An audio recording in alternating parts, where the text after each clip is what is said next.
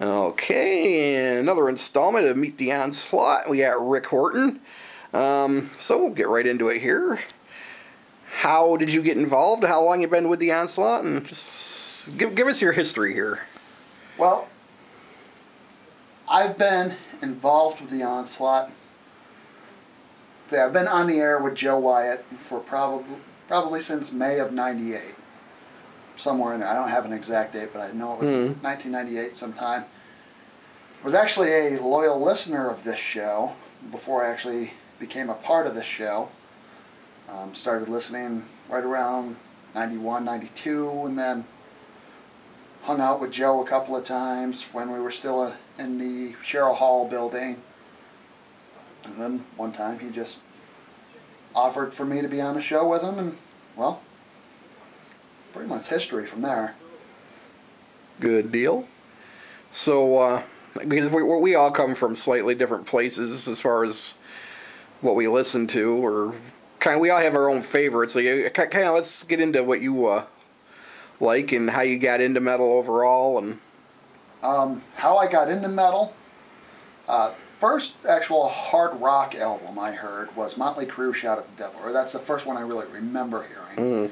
And and around that time period, I think I was just going into first grade, and like "Shout at the Devil" was out, "Love at First Sting" by the Scorpions and Ozzy Osbourne.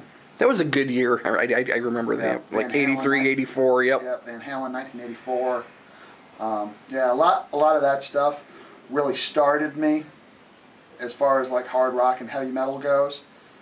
Then from there, once middle school years rolled along, I was still into the hard rock, but started hearing about this band called Metallica, and a friend of mine turned me on to them.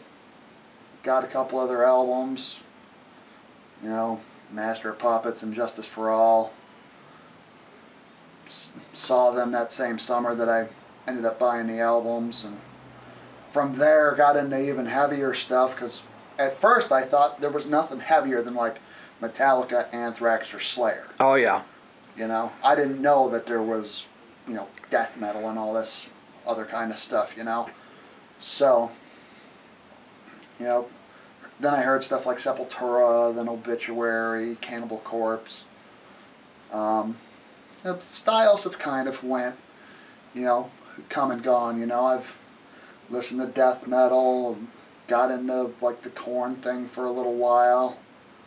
Then metal kind of came back with a vengeance, and bands like Machine Head, Fear Factory, old school Pantera, obviously Sepultura,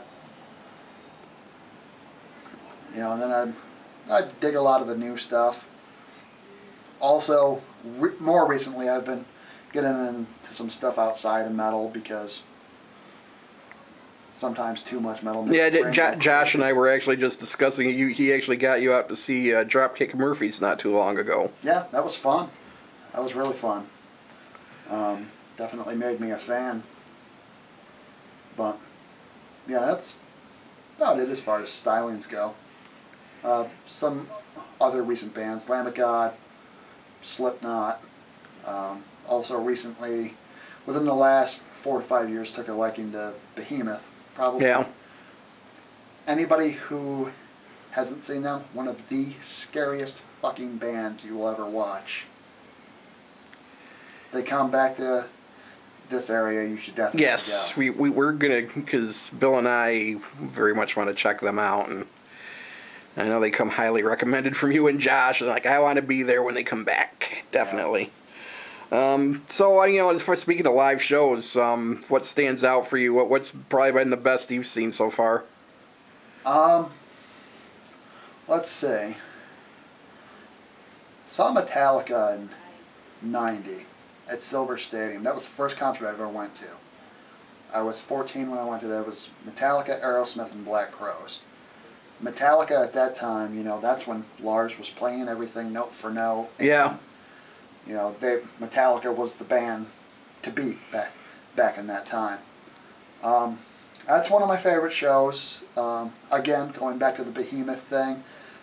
Behemoth, I liked it, and it also scared the shit out of me at the same time. So, a couple of the times when I've seen Lamb of God, Between the Buried and Me, when we went the last time.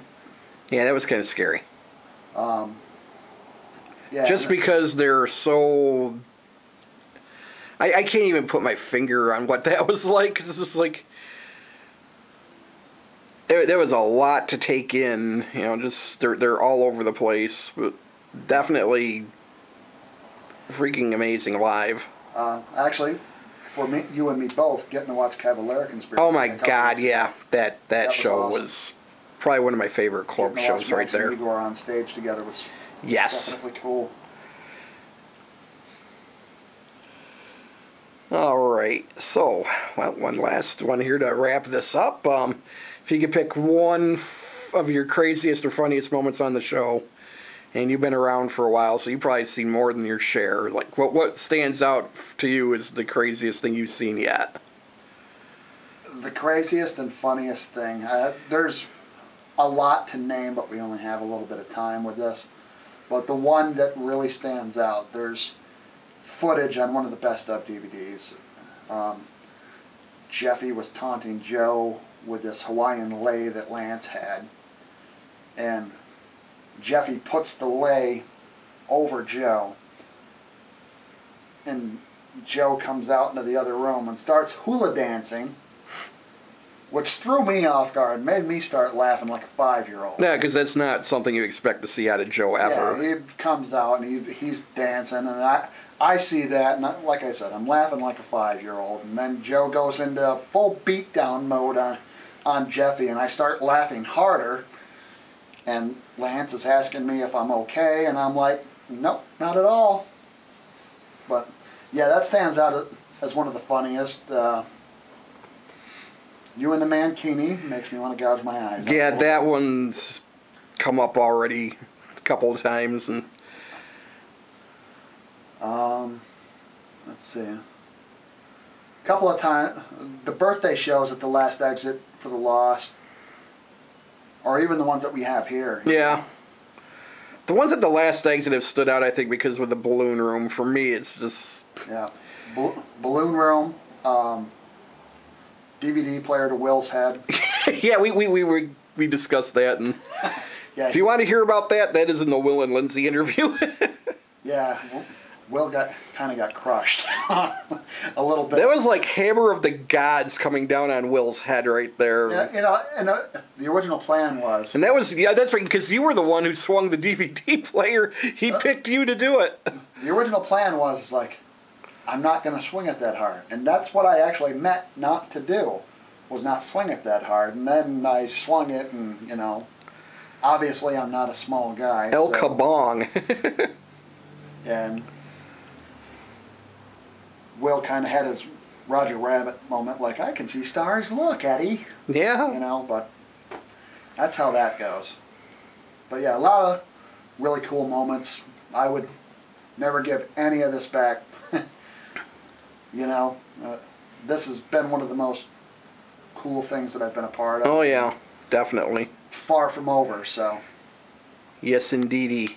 So, very cool. Check us out, MetallicOnslaught.com.